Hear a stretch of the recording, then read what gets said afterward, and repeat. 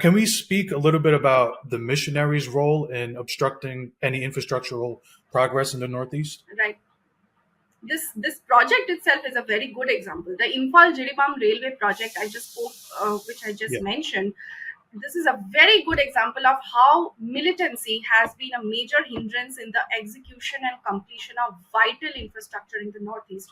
Logistical hindrances, bad weather induced by heavy monsoonal rains, and the accompanying floods, the massive landslides that take place annually, are definitely some of the reasons which have been obstructing infrastructural developments in this region time and again. But we must also understand that the construction work on projects such as these has been frequently disturbed by the presence of several militant outfits, separatist outfits in the region.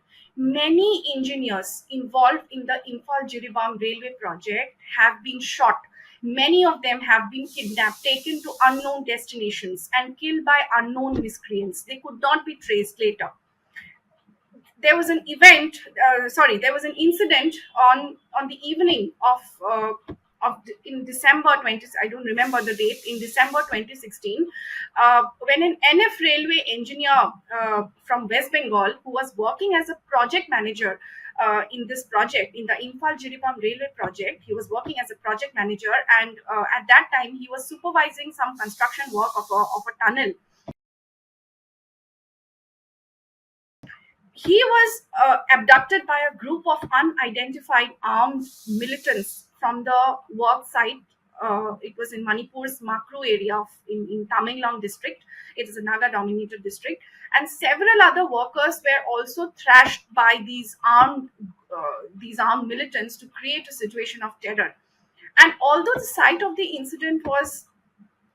it was already protected by the personnel of the 5th Manipur Rifles, and the nearest CRPF post was informed about the matter immediately after the militants had left, but they arrived at the site only the following day. So, the presence of several militant organizations in Manipur and its neighboring regions in the Northeast as a whole is a major security concern for the people involved in these projects, especially for the for the engineers and technicians who work on site, in the form of frequent threat calls and messages, attacks, firing, kidnapping for ransom. And outsiders visiting these areas, they are provided armed escorts, and they are always advised to move in groups. So as a result of these and several other such criminal cases of abduction of railway workers, supervisors, and engineers from the project sites, panicked workers, they have fled to their own hometowns, only to return as and when adequate security cover is being provided to them. And although the workers have been trying their best to complete the project soon, but this has been militancy has been one of the major factors behind the delay of infrastructure projects in the Northeast. The government is playing its best possible part by deploying security forces along the strategic locations to ensure the safety and security of the workforce here, and as well as the assets.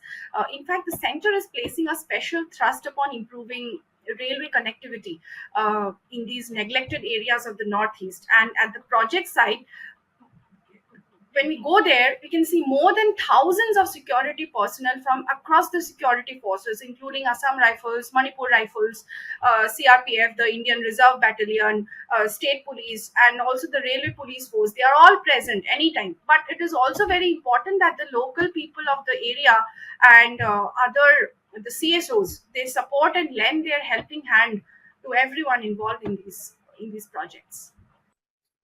Wow, man, that's a really scary thought to think about. You could just be an engineer, Right. and you get kidnapped or shot for just doing your job, and yeah, that's unfortunate. Please remember to subscribe to us and switch on the notifications for this channel. For our other social media links, more content, and to support our work, please visit citti.net. Dhanyavad. Namaskar.